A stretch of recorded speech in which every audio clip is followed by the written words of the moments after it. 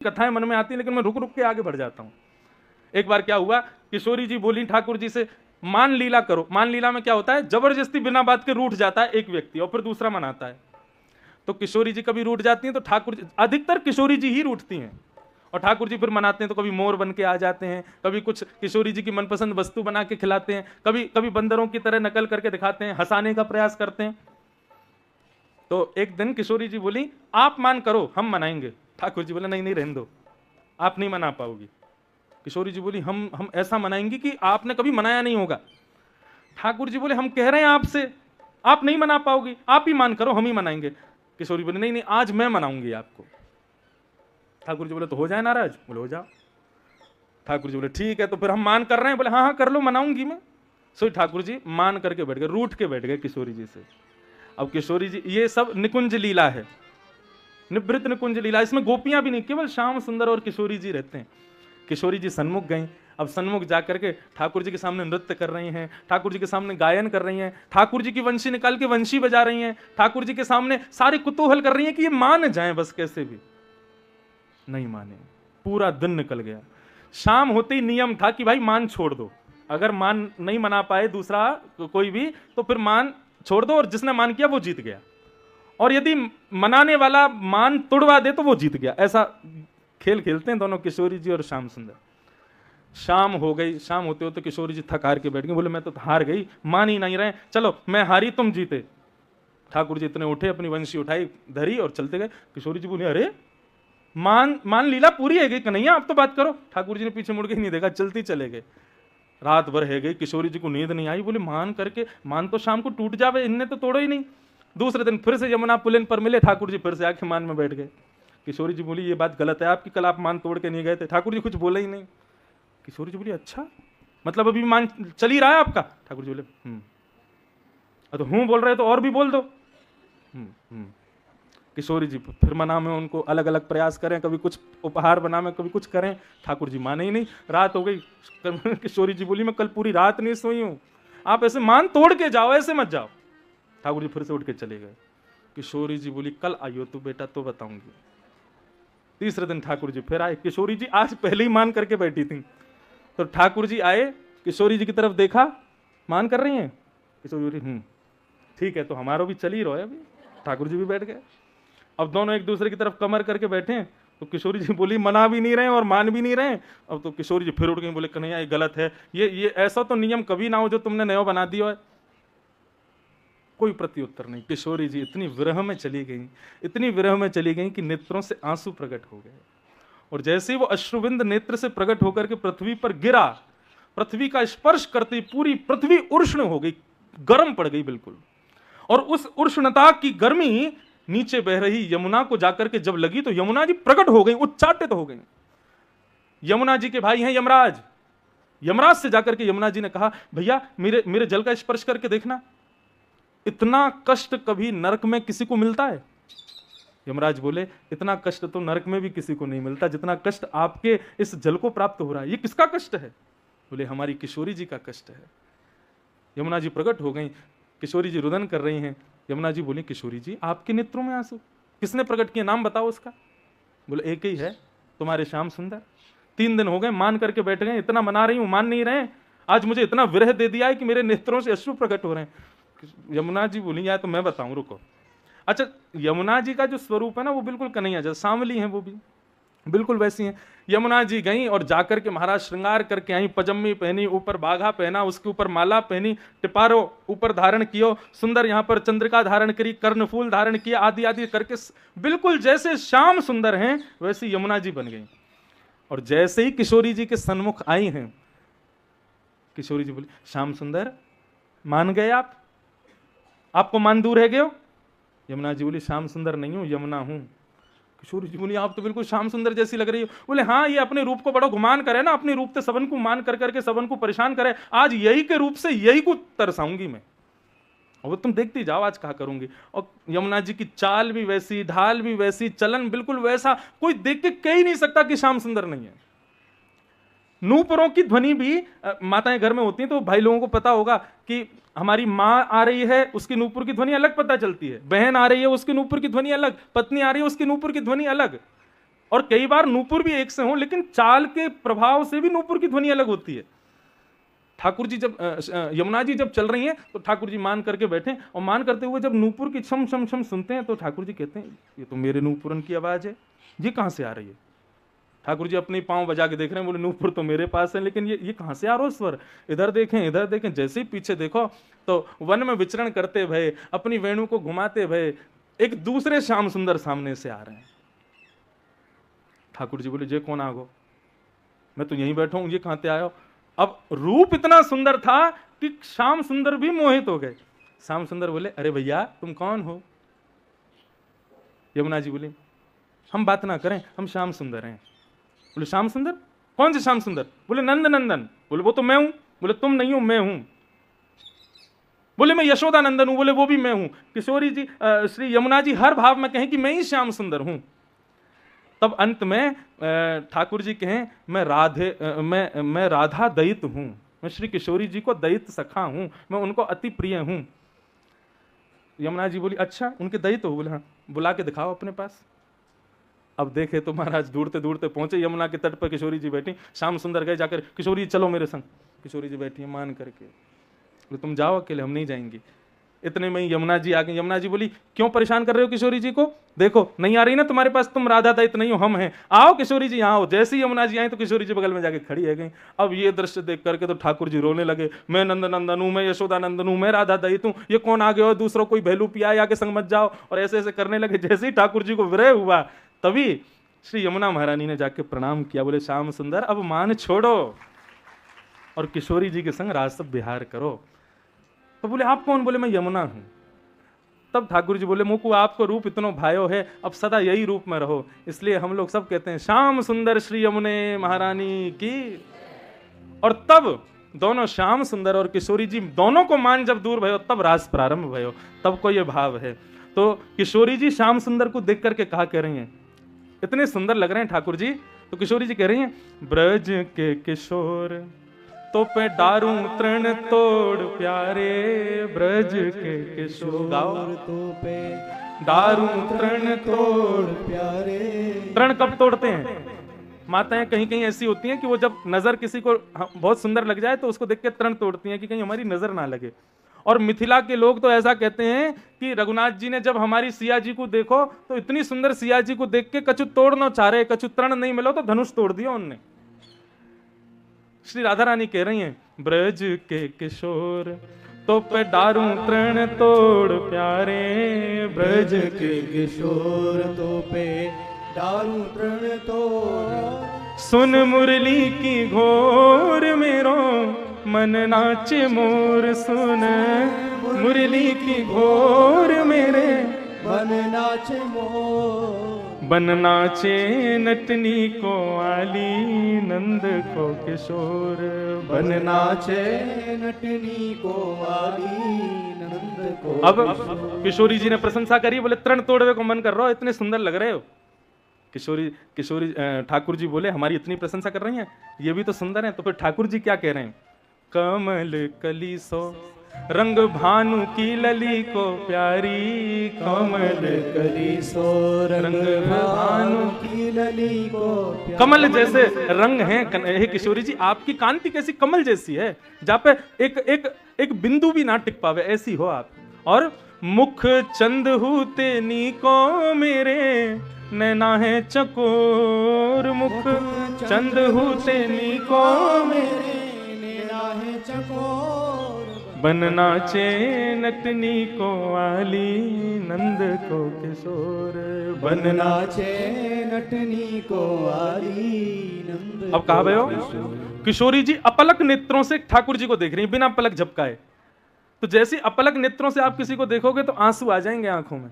तो किशोरी जी ऐसे देख रही हैं, आंसू आने लगे। तो ठाकुर जी कहे अरे पलक झपकाओ, आंसू आ रहे हैं। तब किशोरी जी कह रही हैं नैनन बसाए मूंद राखूंगी छुपाए प्यारे, नैनों में बसा रही हूं आपको, राखूंगी छुपाए प्यारे। नैनन बसाए मूंद राखूंगी छुपाए प्यारे, नैनन बसाए मूंद राखूंगी छुपाए। कहीं भाग ना जाए मेरी मुंदरी को चोर कहीं भाग ना जाए मेरी मुंदरी को चोर। मुंदरी चोरी लीला सुनिए ठाकुर जी की। किशोरी जी एक बार नृत्य सीखवे गई ठाकुर जी के पास। ठाकुर जी ने पूरे दिन नृत्य सिखायो। शाम को किशोरी जी बोली अच्छा मैंने सीख लिया, अब मैं जाऊं। जैसे ही जाने लगी ठाकुर जी बोली दक्षिणा तो दही नाम है, पूरा नृत्य सीख लिया, दक्षिणा दही नहीं तो कोई नहीं, हम अपने आप ले लेंगे। किशोरी जी के पास गए, किशोरी जी से बोले देखो किशोरी जी वो तोता बैठो ऊपर। किशोरी जी बोली कहाँ है, देखो मैं दिखाऊं, उंगली करो, उंगली करके बोले देखो वो बैठो, ऐसे करके और सुई मुंदरी लेके अपनी छुपा के धर ले। आज वही कह रही है किशोरी, कहीं भाग ना जाए मेरी मुंदरी को चोर। बन नाचे नटनी को आली नंद को किशोर, बन नाचे नटनी को आली नंद को किशोर। अब अंतिम भाव में ठाकुर जी क्या कह रहे हैं, किशोरी जी के नेत्र बंद किए और नेत्र बंद करके कह रहे हैं कि आपको ऐसे देखने की जरूरत ना है किशोरी जी। मन श्याम रंग राधे बांध राखो संग प्यारी, मन श्याम रंग राधे बांध राखो संग प्यारी। कहाँ जाएगी पतंग तेरे हाथ में है डोर, कहाँ जाएगी पतंग तेरे हाथ में है डोर। बन नाचे नटनी को आली नंद को किशोर, बन नाचे नटनी को। और ऐसे में ही महाराज प्रारंभ हुआ। राधा नाचे कृष्ण नाचे नाचे गोपी जन, राधा नाचे कृष्ण नाचे नाचे गोपी जन।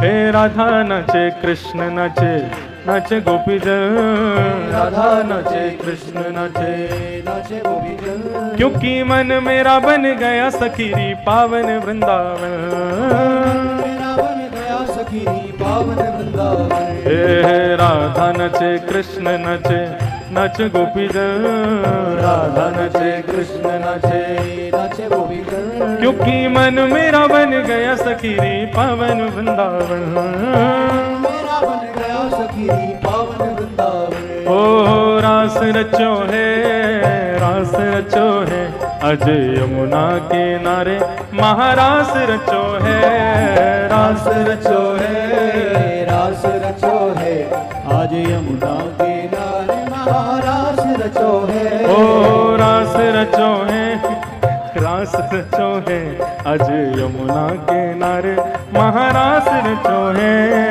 रास रचो है, रास रचो है आज यमुना के नारे, महारास रचो है। हे ब्रह्मा भी नाचे शंकर नाचे नाच देवगण, ब्रह्मा भी नाचे शंकर नाचे नाच देवगण। सूरज भी नाचे चंदा नाचे नाच तारागण, सूरज भी नाचे चंदा नाचे नाच तारागण। क्योंकि मन मेरा बन गया सखीरी पावन वृंदावन, मेरा बन गया सखीरी पावन वृंदावन। ओ मन मेरा बन गया सखीरी पावन वृंदावन, मेरा बन गया सखीरी पावन वृंदावन। ओ रास रचो है, रास रचो है आज यमुना के नारे, महारास रचो है, रास रचो है, रास रचो है आज यमुना के नारे, महारास रचो है। रास रचो है, रास रचो है यमुना के नारे, महारास रचो है, रास रचो है, रास रचो है आज यमुना के नारे, बोलो रास महारास। रासेश्वर भगवान की।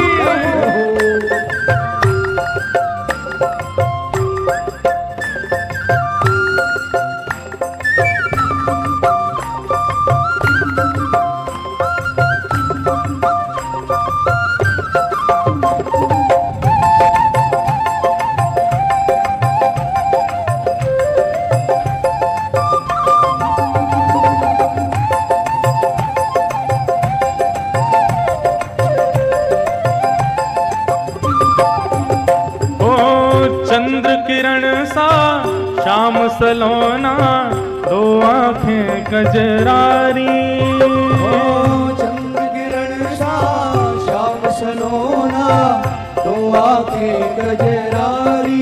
ओ ठुमक ठुमक नाचे गोपियन के संग जग का पालन हारी, ठुमक ठुमक नाचे गोपियन के संग जग का पालन हारी। ओ रास बिहारी संग राधा सुकुमारी, रास बिहारी संग राधा सुकुमारी। ओ ब्रज में विराजे रे श्याम संग राधा नाचे रे, श्याम संग राधा नाचे रे। ओ श्याम संग राधा नाचे रे, श्याम संग राधा नाचे रे। ओ राधा नाचे कृष्ण नाचे, नाचे गोपीजन, राधा नाचे कृष्ण नाचे, नाचे गोपीजन। हे राधा नाचे कृष्ण नाचे, नाचे गोपीजन, राधा नाचे कृष्ण नाचे, नाचे गोपीजन। क्योंकि मन मेरा बन गया सखीरी पावन वृंदावन, मेरा बन गया सखीरी पावन वृंदावन। ओ मन मेरा बन गया सखीरी पावन वृंदावन, मेरा बन गया सखीरी पावन वृंदावन। ओ वंशी वट पे यमुना तट पे कान्हा रास रचावे, बंसी बट पे यमुना तट पे कान्हा रास रचाए। गोपी बन के शंकर आए, गोपेश्वर कहलाए, गोपी बन के बल गोपेश्वर महादेव की, गोपेश्वर कहलाए। डम डम डमरू बाजे कान्हा की मुरली पे, डम डम डमरू बाजे कान्हा की मुरली पे। डम डम डमरू बाजे कान्हा की मुरली पे, डम डम डमरू बाजे कान्हा की मुरली पे। ओ जग सारा नाचे रे श्याम संग राधा नाचे रे, श्याम संग राधा नाचे। ओ श्याम संग राधा नाचे रे, ओ श्याम संग राधा नाचे रे। ओ रास रचो है, रास रचो है, आज यमुना के नारे महारास रचो है, रास रचो है, रास रचो है, आज यमुना किनारे महारास रचो है। ओ रास रचो है, रास रचो है, यमुना के नारे महारास रचो है, रास रचो है, रास रचो है, आज यमुना किनारे महारास रचो है। ओ आज यमुना के नारे महारास रचो है, आज यमुना किनारे महारास रचो है। आज यमुना के नारे महारास रचो है, आज यमुना किनारे महारास रचो है। ओ राधा नाचे कृष्ण नाचे, नाचे गोपीजन, राधा नाचे कृष्ण नाचे, नाचे गोपीजन। ओ राधा नाचे कृष्ण नाचे, नाचे गोपीजन, राधा नाचे कृष्ण नाचे, नाचे गोपीजन।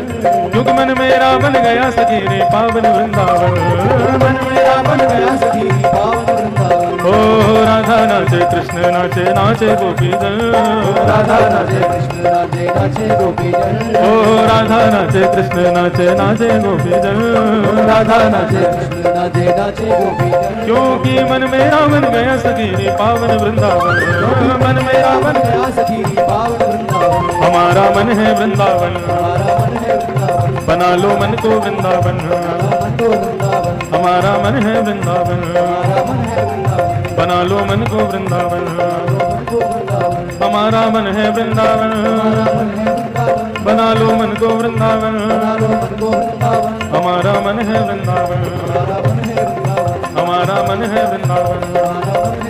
ओ रास रचो है, रास रचो है, अज यमुना के नारे महारास रचो है, रास रचो है, रास रचो है, यमुना किनारे महारास रचो है। ओ रास रचो है, रास रचो है, अज यमुना के नारे महारास रचो है, रास रचो है, रास रचो है। बोल रास रासेश्वर भगवान की जय, जय श्री राम, जय जय श्री राम, जय जय श्री राम।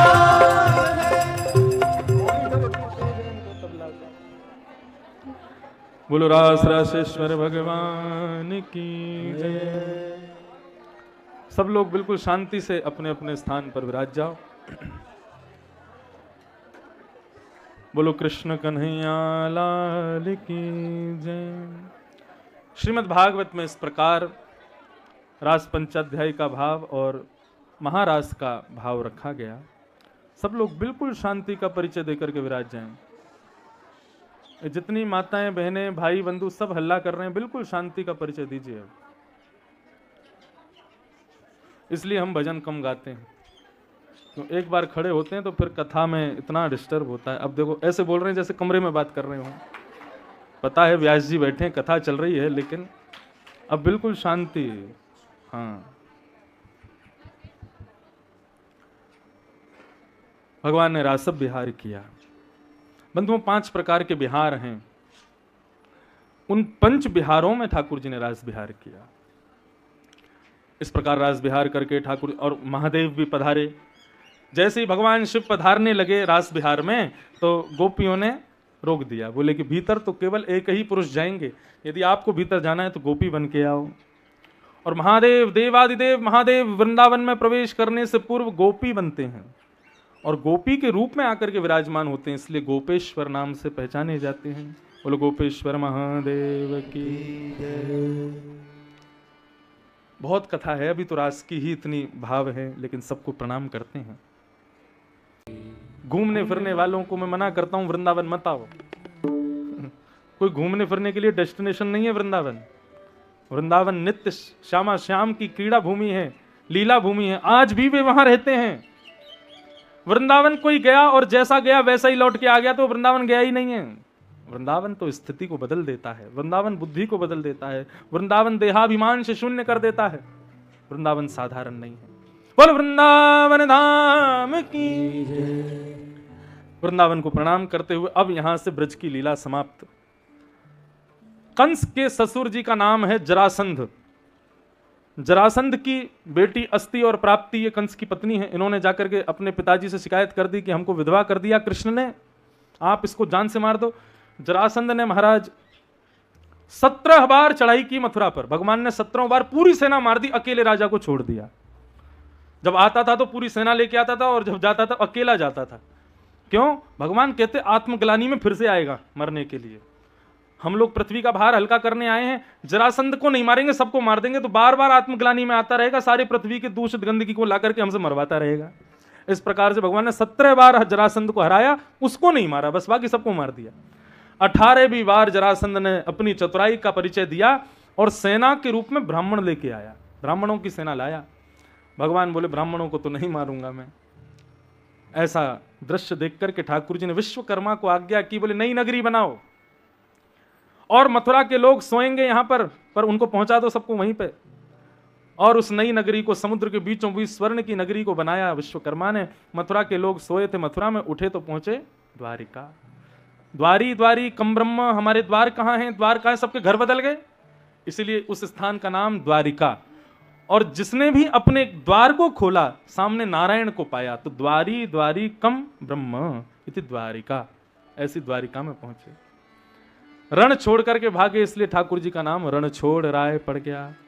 आज भी द्वारिका में बड़े भाव से गाते हैं, द्वारिका मां कौन छे राजा रण छोड़ छे, द्वारिका मां कौन छे राजा रण छोड़ छे, मंदिर मां कौन छे राजा रण छोड़ छे, ए माखन नो चोर छे, राजा रण छोड़ छे, ये तो गायों नो गोपाल छे, राजा रण छोड़ छे, ए सुदामा नो मित्र छे, राजा रण छोड़ छे, ए द्वारिका मां कौन छे,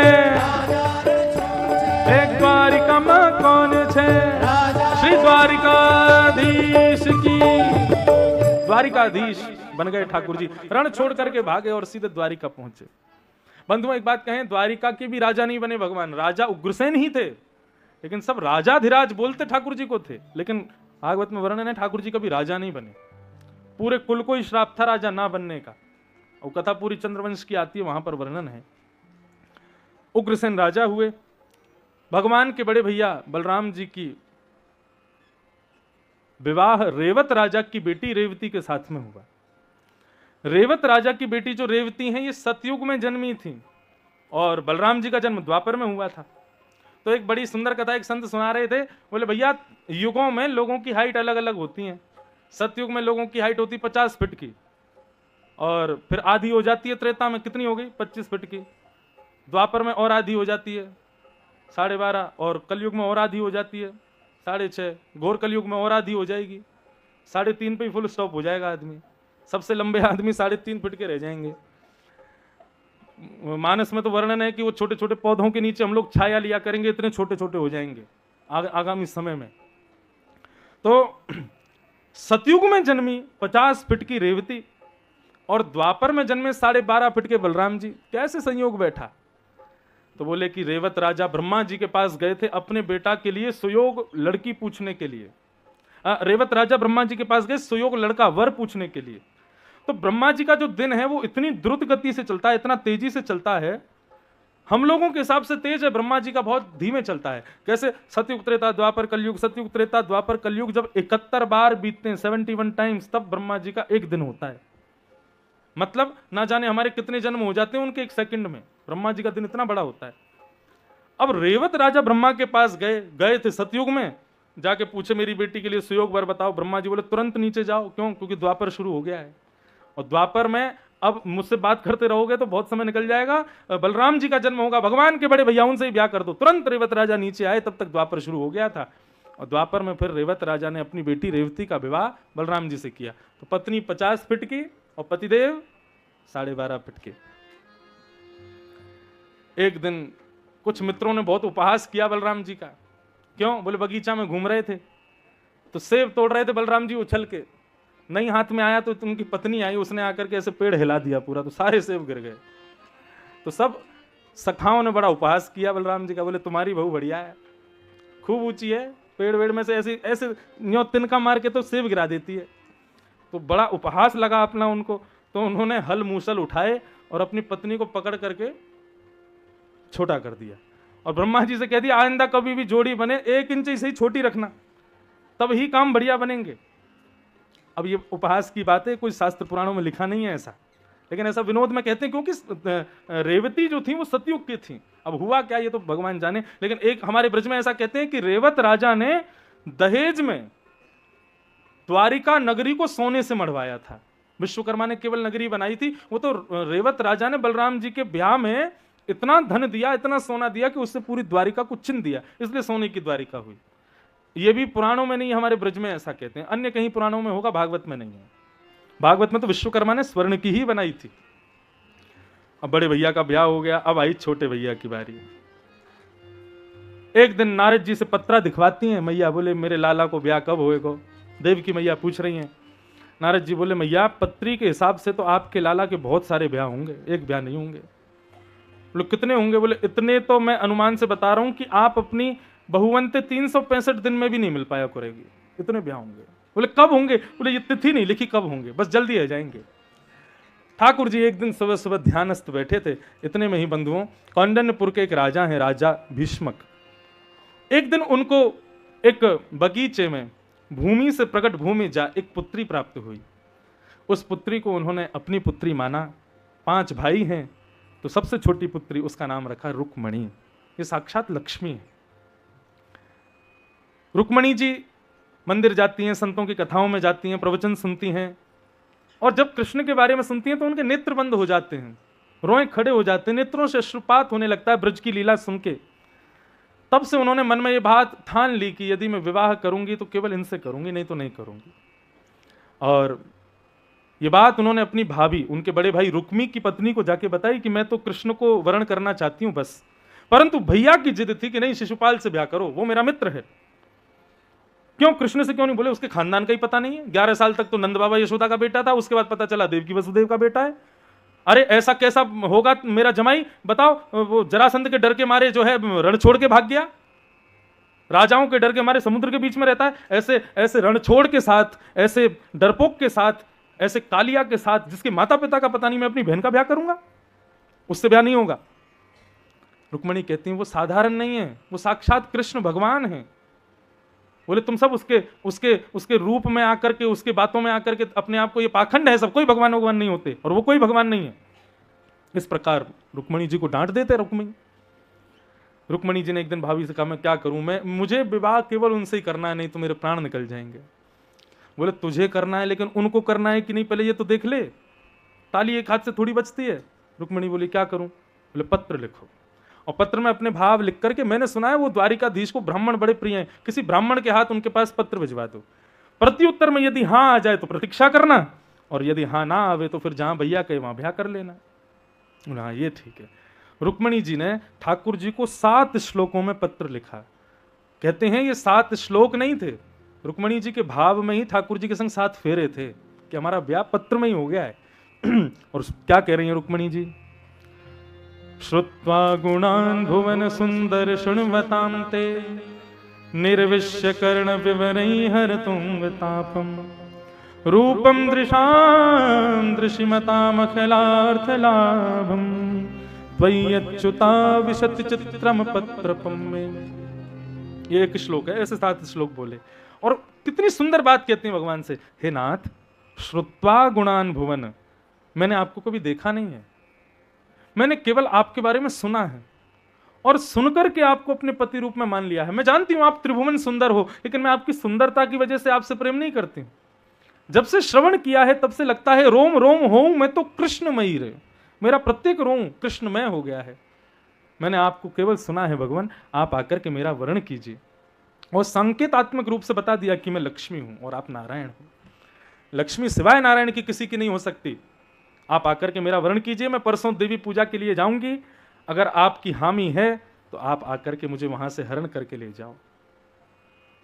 भगवान बैठे थे ध्यानस्थ, सुबह सुबह एक ब्राह्मण पहुंच गया। ब्राह्मण ने जाकर के भगवान के चरणों में पत्र रख दिया। ब्राह्मण देवता को देकर भगवान बोले और सुबह सुबह कैसे? बोले आजकल डाकिया बन गए, आपके लिए पत्र लाए हैं, लो पढ़ो। ठाकुर जी बोले अच्छा कौन सा पत्र है? जैसे ही खोल करके पहला श्लोक देखा, ठाकुर जी बोले जरा बाहर जाके बैठो, हम आते हैं। पूरा पत्र पढ़ करके ठाकुर जी ने नेत्र बंद किए और स्मरण किया लक्ष्मी का। किसी को नहीं बताया घर में, ना बलराम जी को, ना देवकी को, ना वसुदेव, कुछ नहीं। सुबह सुबह का समय ठाकुर जी रथ लेके आए और ब्राह्मण देवता से बोला पीछे बैठो। बोले कहाँ जाना है? बोले जहां से तुम आए हो वहीं चलना है दोबारा। बोले घर में पूछ तो लो, बता तो दो। बोले वो सब बाद में देख लेंगे, अभी समय नहीं है, आज का दिन तो पहुंचना है हमको वहां पे। इसमें लिखा है परसों अगर इन्होंने लिखा होगा तो आज का ही दिन है। ब्राह्मण को बैठा के द्रुत गति से ठाकुर जी ने अपना रथ दौड़ाया सीधे कौंडन्यपुर। कौंडन्यपुर में श्री रुक्मणी जी देवी पूजा के लिए जा रही हैं। चारों तरफ से सैनिकों ने घेरा हुआ है। घेराबंदी के बीच में ना जाने कितने प्रकार के सैनिकों के बीच में सुकुमारी सुकोमल अत्यंत सुंदरी श्री रुक्मणी जी जा रही हैं देवी पूजा के लिए। तभी नजर उठा के देखती हैं तो सामने वो ब्राह्मण घूमता हुआ दिख गया। रुक्मणी जी ने उसको बोला इधर आओ, मैंने तो तुमको पत्र ले जाने के लिए बोला था, वहां दे के आना, तुम यहीं घूम रहे हो अभी। ब्राह्मण मुस्कुराने लगा, बोले हम पत्र लेकर के परसों निकले थे, आज सवेरे पहुंचे थे द्वारिका, कन्हैया को लेके आ गए। बोले इतनी जल्दी? बोले महाराज रथ चलाते नहीं उड़ाते हैं, कन्हैया उड़ा के लाए हैं। बोले आ गए वो? बोले हाँ आ गए। कहाँ है? मंदिर के पीछे खड़े हैं। ब्रह्मा जी श्रृंगार कर रहे हैं, उनका दूल्हा बन रहे हैं ना आज। रुक्मणी जी भी मन में सोची, बोले इतना जल्दी हामी आएगी ये तो नहीं सोचा था, मानो जैसे तैयार बैठे थे ब्याह करवे के काजे। रुक्मणी जी अत्यंत प्रसन्न हैं, नृत्य करते हुए मंदिर में प्रवेश कर रहे हैं। बोलो रुक्मणी मैया की जय। रुक्मणी जी पहुंची, जाकर के देवी पूजन किया, नारियल चरणों में चढ़ाया, अपने दाम्पत्य जीवन की प्रसन्नता की कामना की।